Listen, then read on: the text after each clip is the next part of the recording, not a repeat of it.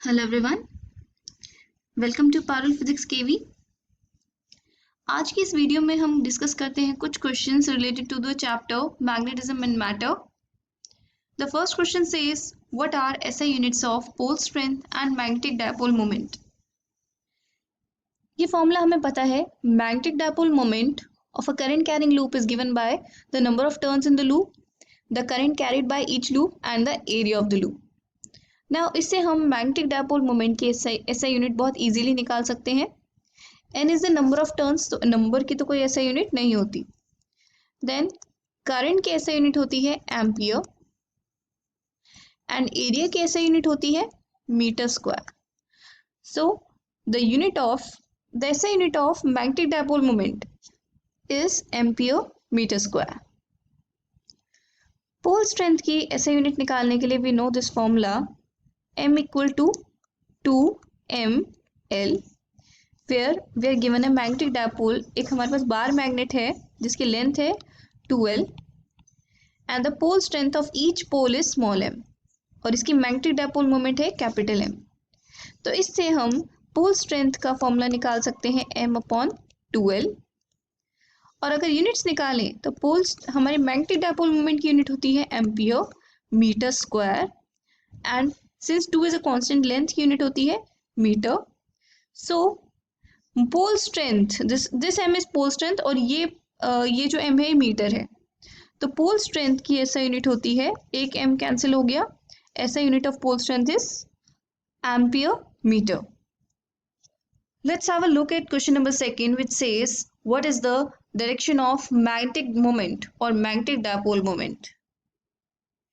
ये हमने डिस्कस किया है कि अगर हमारे पास एक बार मैग्नेट गिवन है देन इसकी magnetic dipole moment south pole से नॉर्थ पोल की तरफ होती है। This is the direction of magnetic dipole moment. Hence the direction of magnetic dipole moment is from south pole to north pole. Let's discuss question number 3 which says how does the pole strength and dipole moment of each part of bar magnet changes if it is cut into two equal pieces transverse to its length।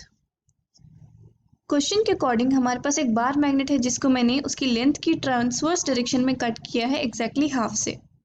Late us suppose इसकी जो length थी 2l थी और इसकी pole strength थी small m। तो इसके जो हमें दो बार मैग्नेट्स मिलेंगी, we will get two bar magnets like this. इन दोनों की लेंथ्स क्या होंगी, exactly half of the length of the bigger magnet that is small l।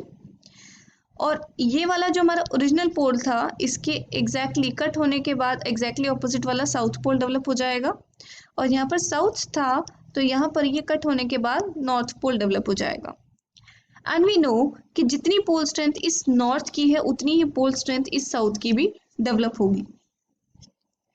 First part में हमें बताना है कि पोल स्ट्रेंथ कैसे चेंज होगी जब हम इस मैग्नेट को कट करते हैं। तो देखो जितनी पोल स्ट्रेंथ इस वाले पोल की थी उतनी ही पोल स्ट्रेंथ इस वाले पोल की भी होगी। इसका मतलब पोल स्ट्रेंथ में कोई चेंज ही नहीं है। So there is no change in pole strength. Second part में पूछा गया है इसकी डायपोल मोमेंट पे क्या फर्क पड़ेगा। देखो इसकी डायपोल मोमेंट की बात करें तो capital M is equal to 2 small m times l where 2l is the length of this bar magnet. यहाँ पर हमारे पास ये जो मैग्नेट्स मिली हैं दोनों, लेट अस सपोज इनकी जो डायपोल मोमेंट है m डैश है, this is equal to m small m times, देखो पोल स्ट्रेंथ सेम है लेकिन लेंथ क्या हो गई हाफ, सो इट्स l। तो इससे आपको पता चल जाता है कि it is equal to m/2। तो यहाँ पर हम लिख सकते हैं कि the new dipole moment is half of the previous dipole moment. तो डायपोल मोमेंट आधी हो जाएगी बट पोल स्ट्रेंथ पे कोई फर्क नहीं पड़ेगा।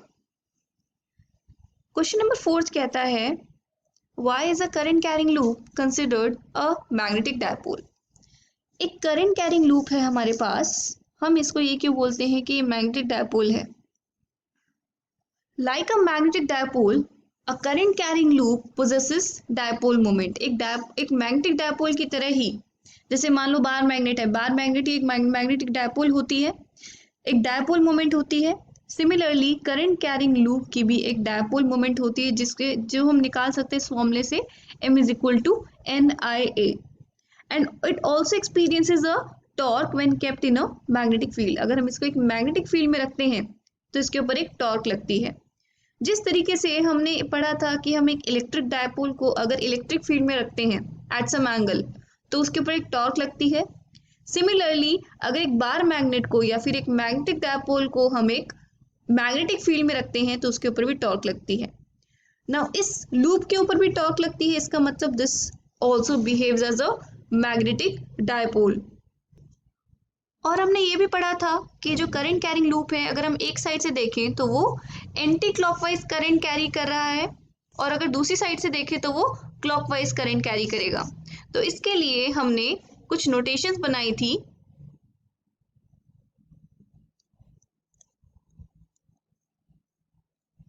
जहाँ पर ये एरोज हमें करंट की डायरेक्शन बताती हैं, और ये जो फिगर फॉर्म हो रही है दिस इज S, तो this represents it is south pole, और ये हमारा क्या है, नॉर्थ पोल की तरह बिहेव करेगा। तो सेम करंट कैरिंग लूप का एक फेस नॉर्थ पोल की तरह बिहेव कर रहा है और एक फेस साउथ पोल की तरह बिहेव कर रहा है। इसका मतलब it is acting as a magnetic dipole. Now I hope these questions are clear to you. That's all for now. Have a good day.